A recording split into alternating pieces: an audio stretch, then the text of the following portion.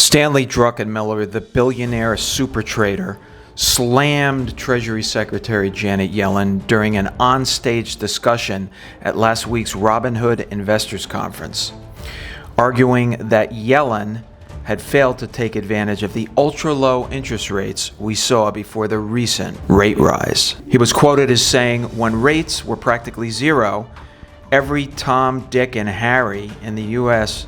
refinanced their mortgage. Corporations extended their debt," he said. "Literally everyone took advantage of the lower interest rates. Unfortunately, we had one entity that did not, and that was the US Treasury under Janet Yellen." He went on to say, Janet Yellen, I guess because of political myopia or whatever, was issuing 2-year notes at 15 basis points when she could have issued 10-year bonds at 70 basis points or 30-year bonds at 180 basis points. I literally think that you have to go back to Alexander Hamilton, and it is the biggest blunder in the history of the Treasury that was done here by Janet Yellen. I have no idea why she hasn't been called out on this, and he went on further to say that she has no right to still be in that job. Now, Joe Biden has consistently put people in his cabinet that are either totally incompetent or have no experience in the area of their supposed expertise. Kamala Harris, as an example, was a lawyer and failed presidential candidate. Pete Buttigieg, mayor of South Bend, has absolutely no experience in transportation. Jennifer Granholm was a corporate lawyer and governor, zero experience in energy.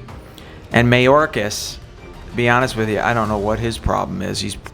Seems to me he's severely mentally challenged, but he obviously has no experience or is completely incompetent in the implementation of his job.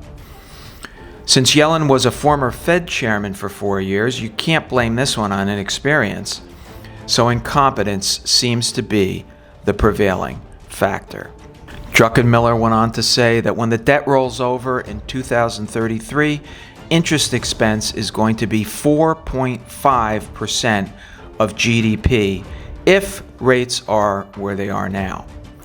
By 2043, which sounds like a long time from now, but it's really not, it's only 20 years, interest expense as a percentage of GDP will be 7%. That's 144% of all current discretionary spending. This will leave generations to come with an unprecedented debt burden. During that period, the good news is U.S. households refinanced and termed out a lot of their debt.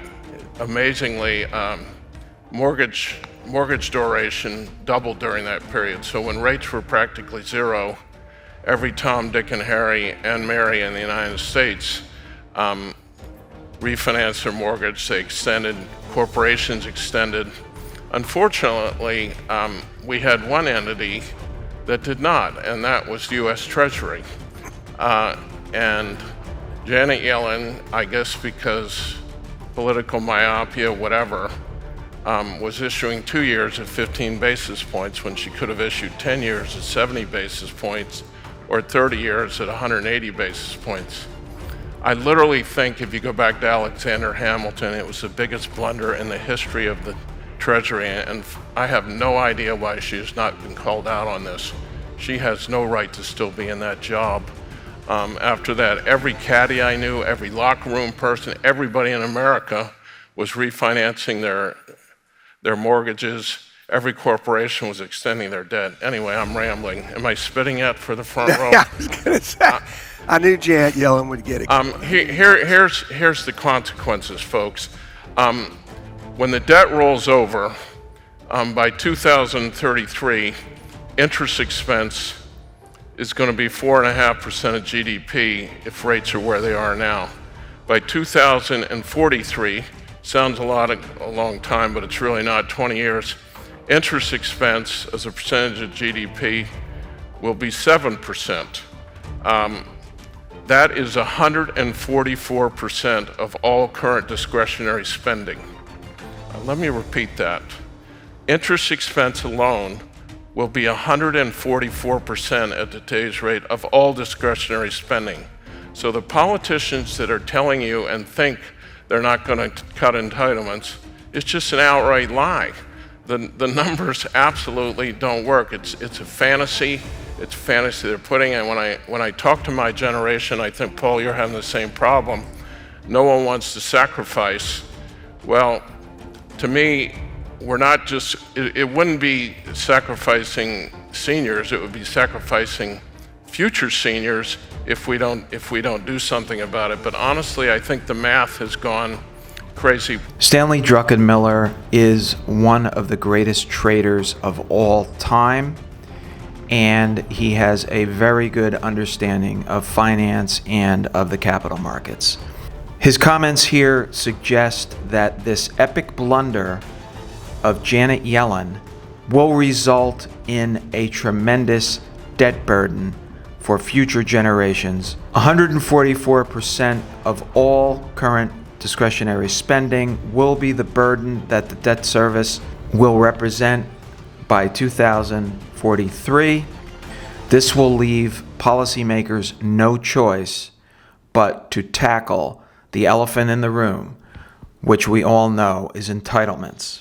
Until people realize and accept the magnitude of these blunders, future generations will face an unprecedented debt burden and an uncertain future. Thank you for watching. If you got value out of this, please like and subscribe. And I look forward to seeing you on the next video.